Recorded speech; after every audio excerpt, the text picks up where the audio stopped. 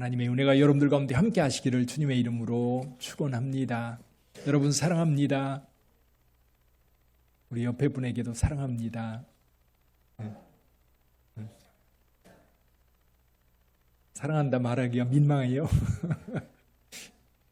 좀 있을 때 잘해야 됩니다.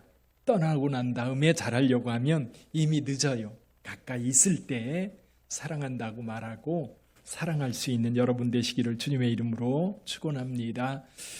날씨가 많이 선선해졌어요. 그 무더운 여름 언제 갈까? 여전히 낮에는 폭염특보가 내려지는 상황인데요.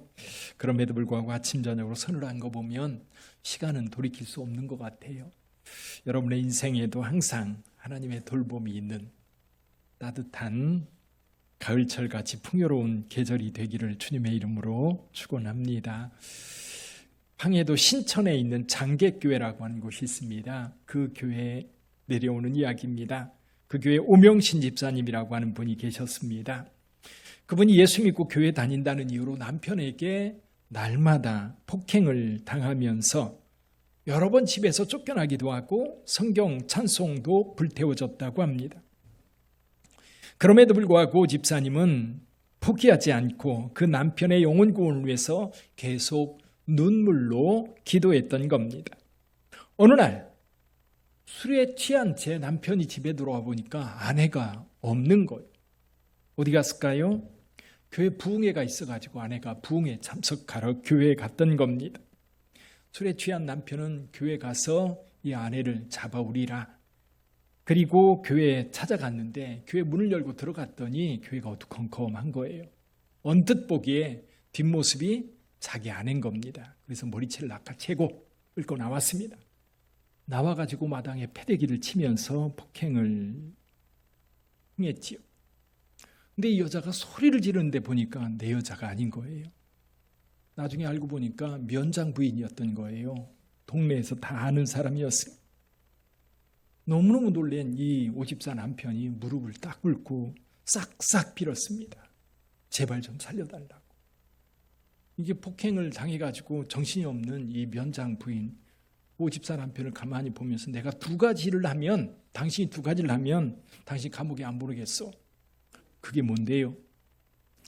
두 가지. 하나는 앞으로 절대로 오집사에게 폭행을 행하지 말 것. 또 하나는 교회 나올 것. 두 가지 조건을 제시하니까 감옥 갈 일이 줄어드는 거잖아요. 꼼짝 못하고 교회에 오게 되었던 겁니다. 나중에 그 교회 집사님이 되었다고 해요. 자, 오 집사님은 끝까지 우리 하나님 앞에 기도하면서 남편의 구원을 위해서 간절히 기도했는데 그 모습을 누가 봤어요? 하나님도 보셨겠지만 면장 부인도 보고 있었던 겁니다. 이게 폭행을 당하는 황당한 상황 속에서도 그 남편을 위해서 기도했던 오집사의 기도의 그 간절함이 이 면장 부인에게도 전달이 됐던 겁니다. 면장 부인이 그 순간에 오집사에게 폭행하지 말고 교회 나올 것을 주문했을 때 그가 바로 교회 나올 수 있었던 겁니다. 여러분, 면장 부인도 함께 기도했기 때문에 이렇게 남편 구원을 이룰 수 있었던 거지요. 구원이라고 하는 것은 우리 힘으로 되기 어려운 것 같아요. 그런데 우리가 수고하지 않으면 또 아무 일도 일어나지 않습니다. 어떤 방법으로든 우리의 방법이 아닌 하나님의 방법으로 누군가를 구원해 주시고 또 하나님 앞으로 인도해 주십니다. 사랑하는 성도 여러분, 저와 여러분들이 이제 전도를 위해서 많이 힘쓰고 있고 9월달은 전도를 위해서 기도하라는 제목을 가지고 함께 하나님의 말씀을 나누고 있습니다. 그래서 저희 교회에서 이제 이종철 장로님이 이제 팀장이 되어서 가을철 전도 축제를 준비하고 있습니다. 그래서 이따 광고 시간에도 말씀드리겠지만 받으셨지요? 예, 전도 축제에 대한 팜플렛을 준비해서 이걸 가지고 같이 기도하면서 준비해 가려고 합니다. 그래서 오늘 본문의 말씀을 통해서 사도 바울이 이제 디모데에게 편지를 쓰고 있는데 이 편지는요, 사도 바울이 쓴 13권의 편지 가운데 마지막으로 쓰여진 거예요. 디모데에게 빨리 오라고 주문을 하면서 이 글을 쓰고 있는데 오늘 본문의 말씀은 뭡니까? 오늘 본문의 말씀 이렇게 1절에서 말씀하고 있어요. 하나님 앞과 살아있는 자와 죽은 자를 심판하실 그리스도 예수 앞에서 그가 나타나실 것과 그의 나라를 두고 엄히 명하노니. 엄히 명하노니. 바울이 디모데에게 명하고 있는데 실은 이 말씀은 주님께서 저와 여러분들에게 주시는 하나님의 명령인 줄 믿습니다. 여기 핵심이 뭡니까? 너는 말씀을 전파하라. 때를 얻든지 못 얻든지 힘쓰라고 말하고 있어요. 항상 힘쓰라고 말씀하고 있어요. 사랑하는 성도 여러분, 우리가 복음을 전한다고 하는 것은 하나님의 명령입니다. 명령은 순종만 있을 뿐이에요. 자, 우리가 하나님의 명령을 따라 복음을 전해야 되는데 왜 전도해야 되느냐라고 할 때 하나님의 명령이기 때문에 우리가 전도해야 되기도 하지만 또 한 가지 생각해 봅니다. 여러분, 전도를 하는 이유는 한 영혼이 구원을 받아야 되기 때문에 그래요. 옛날에 알렉산더라고 하는 사람이 있죠. 알렉산더 대왕이 있었는데 알렉산더 대왕의 아버지 필립 2세라고 하는 사람이 왕으로 있을 때였습니다. 이 필립 2세에게는 이상한 종이 하나 있었다고 그래요. 신하가 하나 있었는데 이 신하의 사명은 뭐냐면 이 필립 2세가 잠에서 깨어나 침실에서 딱 나오면 가장 먼저 맞이하는 사람인데 필립 2세를 맞이하면서 이렇게 이야기를 하는 거였다고 그래요. 대왕이여, 당신은 죽어야만 한다는 사실을 잊지 마시기 바랍니다. 그러니까 필립 2세가 세운 거지요. 아침마다 일어나서 깨우치는 거예요. 내가 언젠가는 죽는다. 그걸 잊지 말고 살자. 그러니까 자기 삶에 이 죽음이라고 하는 것이 항상 가까이 있다고 하는 것을 상기하면서 어떤 자기 삶의 본질에 충실하기를 원했겠지. 인생은 누구나 죽음을 당합니다. 그래서 저와 여러분들이 그 전도라고 하는 것은, 구원이라고 하는 것은 죽음과 관련이 있어요. 옛날에 어느 사냥꾼이 활을 가지고 독수리를 잡으려고 활을 겨누고 있는데 이 독수리가 굉장히 예민한데도 불구하고 꼼짝 않고 있는 거예요.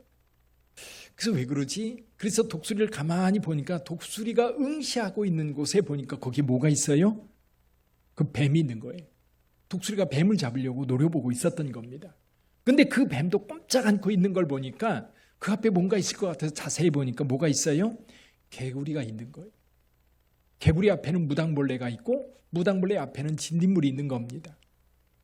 이 사냥꾼이요 깜짝 놀래가지고 활을 내려놓고 뒤를 돌아다봤다고 그래요. 누군가 나를 겨냥하고 있지는 않을까? 누군가 나를 지금 죽이려고 지켜보고 있지는 않을까? 깜짝 놀라서 뒤를 돌아봤는데 아무것도 없는 거예요. 실은 죽음이라고 하는 것이 사실 그 사람의 삶을 사로잡고 있었던 겁니다. 누구에게나 기다리고 있는 거거든요. 그래서 히브리서 9장 27절에서 말씀합니다. 한 번 죽는 것은 사람에게 정하신 것이요 그 후에는 심판이 있으리라. 사랑하는 성도 여러분, 모든 사람은 죄인입니다. 죄의 삭은 사망입니다. 근데 이 사실은 사람이라고 한다면 누구나 본능적으로 알아요. 본능적으로 죽는다는 사실을 알고 본능적으로 죽음 이후에 심판이 있다는 사실을 알아요. 죽음이 왜 이렇게 두렵습니까? 두려운 이유가 뭐냐면 죽음 이후에 심판이 있다라고 하는 것에 두려움이 있는 겁니다. 예를 들면 죽음이라고 하는 것은 다 자연의 섭리 따라서 그냥 태어나서 때가 되면 죽는다라고 생각한다면 죽음이라고 하는 것은 전혀 두려울 일도 아니고 그냥 살다가 어느 날 죽으면 되는데 사람은 그렇지 않아요. 이게 두려워요. 이게 불안해요. 그래서 어떤 사람들은 죽음 때문에 잠을 못 잡니다. 잠을 자다가도 그 긴장감과 그 두려움 때문에 벌떡 일어나기도 해요. 그러면서도 사실 이 죽음의 문제를 해결하려 하지 않습니다. 어떻게 하면 이 죽음의 문제를 해결할 수 있을까? 어떻게 하면 여기서 벗어날 수 있을까? 어떻게 하면 이 죽음에서 우리가 자유를 얻을 수 있을까? 분명히 본능적으로 느끼면서도 그 문제에 대해서 답을 하려고 하지 않아요. 멀리 있지 않습니다. 그제 잠깐 앉아서 텔레비전을 보는데 이게 사건 사고에 대한 이야기인 거예요. 신림동에서 어떤 젊은 남자가 칼을 들고 달려가면서 행인 3사람을 찔렀는데 한 사람은 그 자리에서 죽었어요. 펄쩍 뛰어서 날아올라가지고 목을 찔렀는데 그 자리에서 죽은 거예요. 그리고 2사람은 이제 다 졌던 거죠. 근데 그것을 설명하는 거기 이제 그 게스트가 무슨 얘기를 하냐면 그 생각을 하면 거리에 다니기가 끔찍하다는 거예요. 어디서 어떤 일을 당할지 모르는 거예요. 여러분 운전하시는 분들 그렇잖아요. 운전하다 보면 이게 잘 가고 있는데 갑자기 반대편 차선에 차가 달려들면 어떡하지? 그런 생각 들 때 있어요. 갑자기 긴장이 돼. 왜냐하면 내가 잘한다고 해서 되는 게 아니라 언제 어디에서 어떤 일이 벌어질지 모르는 그런 두려움들이 저와 여러분들 가운데 있는 겁니다. 예수님께서 마태복음 24장에서 마지막 때에 대한 이야기를 합니다. 그러나 그날과 그때는 아무도 모르나니 하늘의 천사들도 아들도 모르고 오직 아버지만 아시느니라. 노아의 때와 같이 인자의 임함도 그러하리라. 홍수 때 하나님께서 인간을 지으셨음을 후회하시면서 인간을 심판하기로 하셨어요. 뭘로? 물로. 그래서 당대의 의인이었던 노아에게 명하십니다. 방주를 만들어라. 근데 방주를 바닷가에 만들어야 되는데 노아는 어디에서 만들어요? 산에서 만듭니다. 이건 메시지예요. 세상을 향한 메시지. 근데 세상 사람들은 노아의 가족 이외에 아무도 묻지 않아요. 아무도 그것에 대해서 궁금해하지 않아요. 다 술 먹고 놀고 즐기다가 결국 비가 내리기 시작합니다. 그때까지도 깨닫지 못해요. 점점 비가 많이 내려서 집이 떠내려가고 홍수가 나서 마을을 덮칠 때 그때쯤이야 방주를 생각하고 방주로 달려갔는데 이미 방주의 문은 닫혀있는 거예요. 이미 늦은 거예요. 저와 여러분들의 삶에도 그럴 때가 있어요. 이미 늦었다. 이미 늦었다. 이게요, 기회가 있을 때가 있고요. 기회가 없을 때가 있어요. 기회가 있을 때는요, 은혜의 때인 거예요. 네. 지금이 구원을 받을 만한 때요, 은혜의 때라고 하는 것. 아직 마지막 때가 되지 않았기 때문에 그래요. 예수님께서 계속해서 노아의 홍수에 대한 말씀을 하시면서 이렇게 말씀하십니다. 2사람이 밭에 있으면 한 사람은 데려감을 당하고 2사람이 맷돌 갈다가 한 사람이 데려감을 당하고 이런 일들이 마지막 때 이루어질 거라. 그럼 이런 일들이 이루어지기 전에 우리에게 한 가지 사명을 주셨는데 오늘 이 말씀이에요. 때를 얻든지 못 얻든지 하나님의 말씀을 전파하는 거예요. 항상 임재라는 거예요.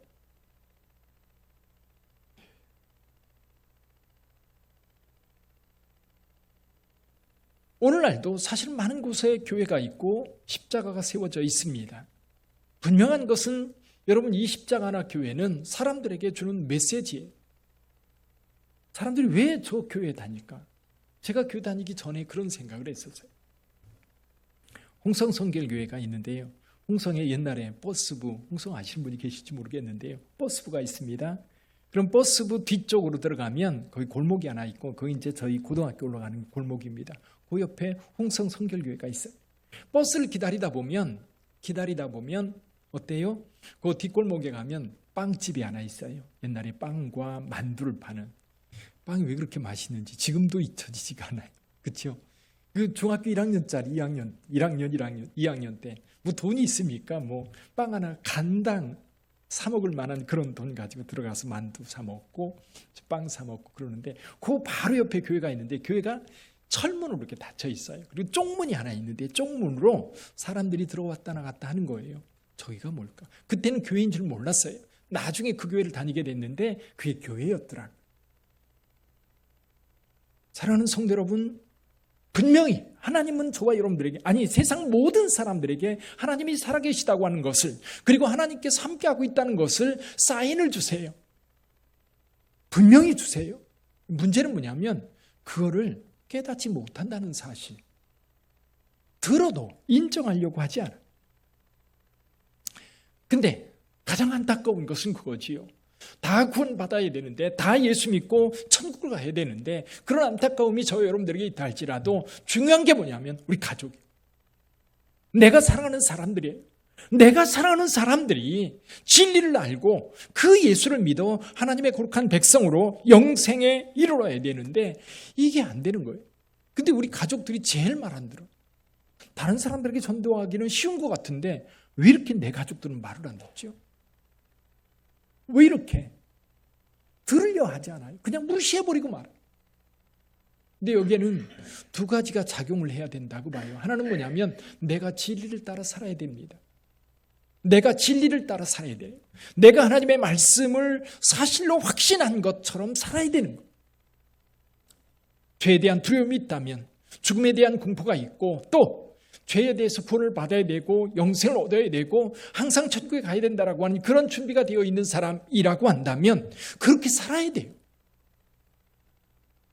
걱정만 하고 염려만 하고 그렇게 살아야 된다고 말로만 하면서 그렇게 살지 못한다는 얘기는 뭐냐면 그 내면에 확신이 없다는 얘기예요. 구원의 확신이 없다는 얘기. 또 한 가지는요, 성령님이 도와주셔야 돼요. 성령님이 도와주셔야 돼요. 여러분들이 집에서 가족들이 예수 믿기를 위해서 간절히 기도하고 그리고 적극적으로 전하는데도 불구하고 내 가족, 내 자녀들이, 내 아들들이 말을 듣지 않는다면 여러분 기도하세요. 우리 하나님이 들어주실 줄 믿습니다. 우리 하나님께서 역사하세요. 여기 황해도에 있었던 오 집사의 경우도 그가 하나님 앞에 간절히 기도했기 때문에 우리가 알지 못하는 엉뚱한 방법으로 그 남편을 구원해 주셨다는 거예요. 저와 여러분들에게도 마찬가지입니다. 내 힘으로 안 되는 거죠. 불이 났을 때 그 긴급함으로 소리치고 외칠 때 그 긴급함이 목소리를 통해서 전달되는 거예요. 사람들이 깜짝 놀라서 밖으로 뛰쳐나올 수밖에 없는 거예요. 요즘 제 아내가 저한테 미션을 하나 주었어요. 미션이 뭐냐면요, 자기보다 하루 이상 건강하게 살다 가는 거예요. 그래서 처음에는 무슨 소리야 그랬더니 제가 어느 날 가만 곰곰이 생각해 보니까 이 남편이 제가 먼저 죽고 슬퍼할 아내를 생각하니까 아니 내가 먼저 죽는 게 아니라 아내가 먼저 가는 게 좋겠다, 그 생각이 들더라고요. 그래서 아내 먼저 보내고 곧 따라가면 되겠지요. 물론 잠시 후에 천국에서 만날 거예요. 천국에 가면 걱정 근심 없으니까 먼저 가서 기다리면 좋을 것 같아요.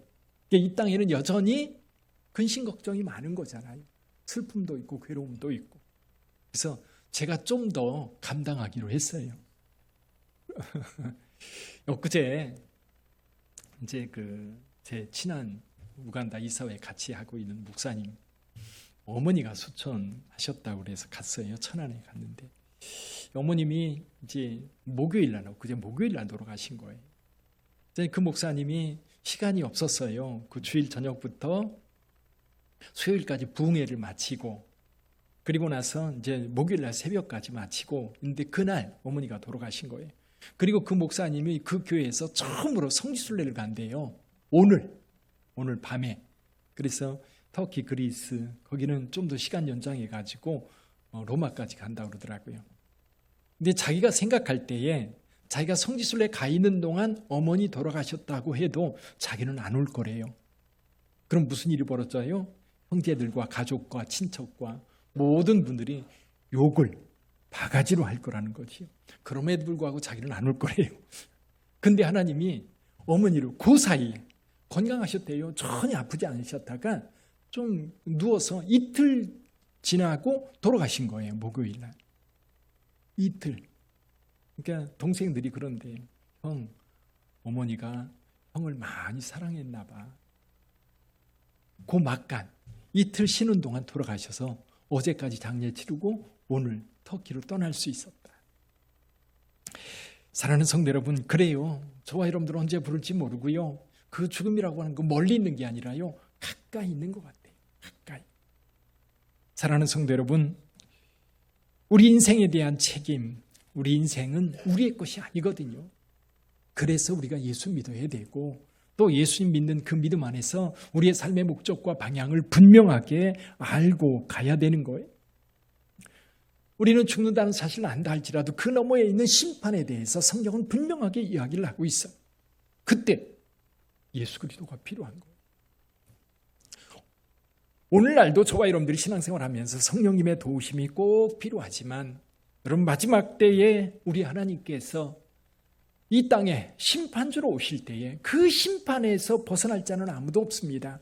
그래서 예수를 믿고 구원을 받아야 되는 거예요. 예수 믿고 영생에 이르러야 되는 겁니다.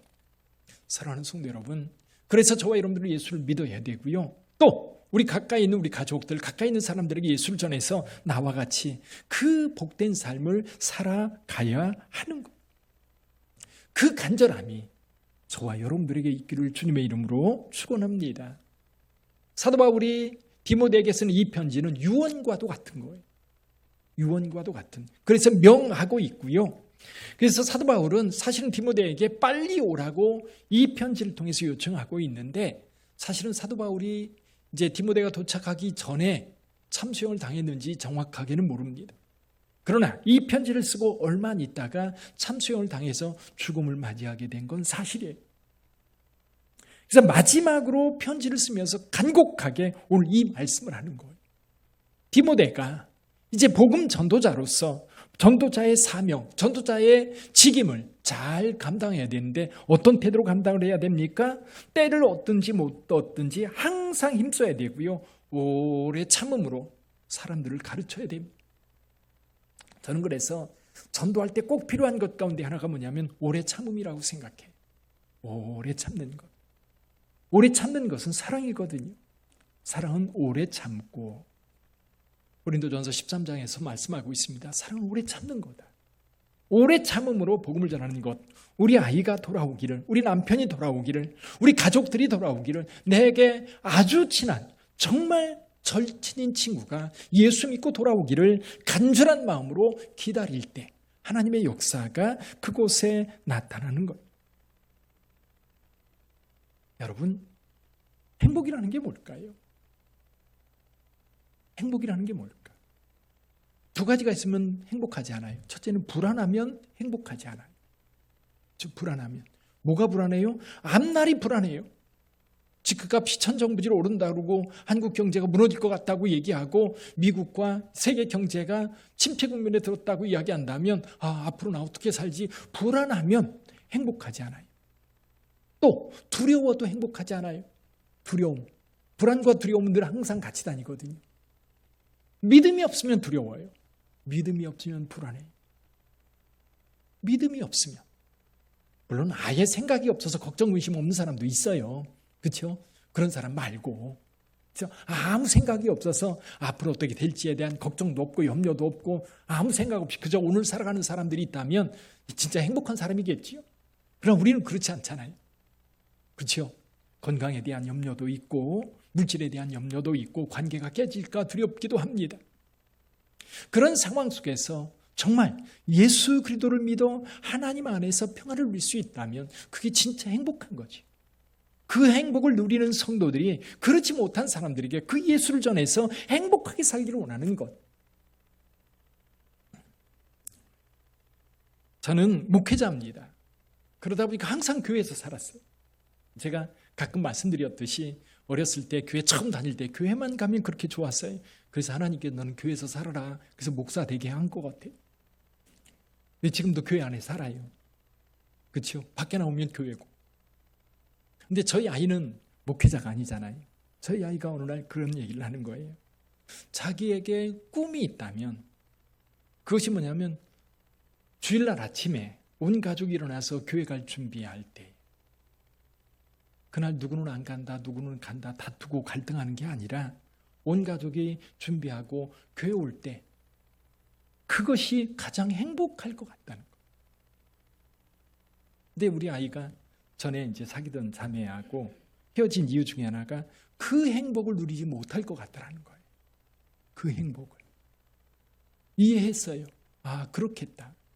온 가족이 교회를 다닌다고 한다면 주일날 아침에 일어나서 분주하게 바쁘게 준비하고 오늘 교회 가서 할 일을 생각하고 그러면서 챙겨 입고 그리고 차 타고 교회 오는 동안 여러분 얼마나 행복할까? 그게 얼마나 기쁨일까? 소소한 기쁨이라고 하는 게 그런 거 아닐까요? 그러니까 가족들이 믿음에 뿔뿔이 흩어져 있는 게 아니라 정말 한 믿음을 가지고 아침에 교회 와서 각자 주일학교 아이에 들어가고 찬양대 연습하고 그리고 예배 준비하고 그리고 함께 모여 예배를 드릴 때에 온 가족이 앉아서 예배 드리고 그리고 점심 같이 먹고, 그런 주일의 소소한 그 행복들이 마음에 늘 그려진다는 거예요.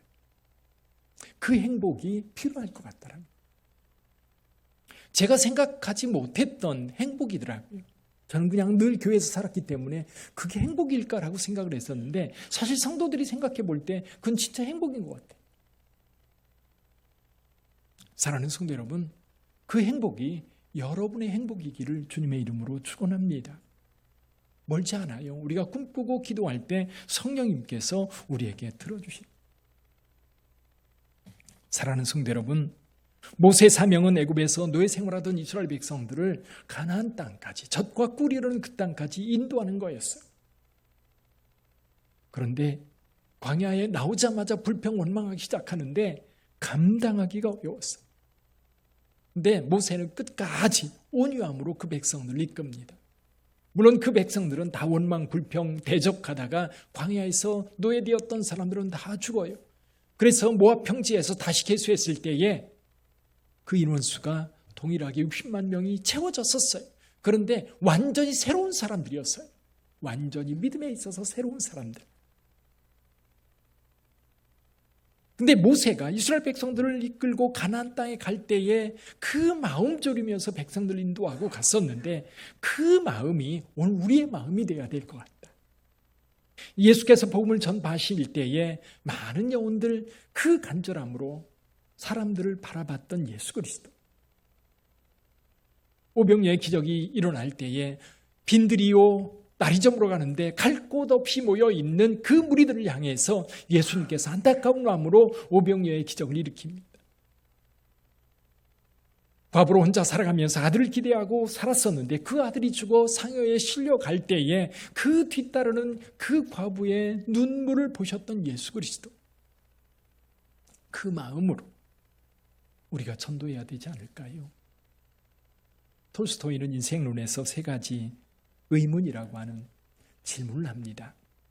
세 가지. 이 세상에서 가장 중요한 시간은 언제인가? 이 세상에서 내게 가장 중요한 사람은 누구인가? 내가 이 세상에 살면서 가장 중요한 일은 무엇인가? 사실 여러분들이 끊임없이 질문해야 됩니다.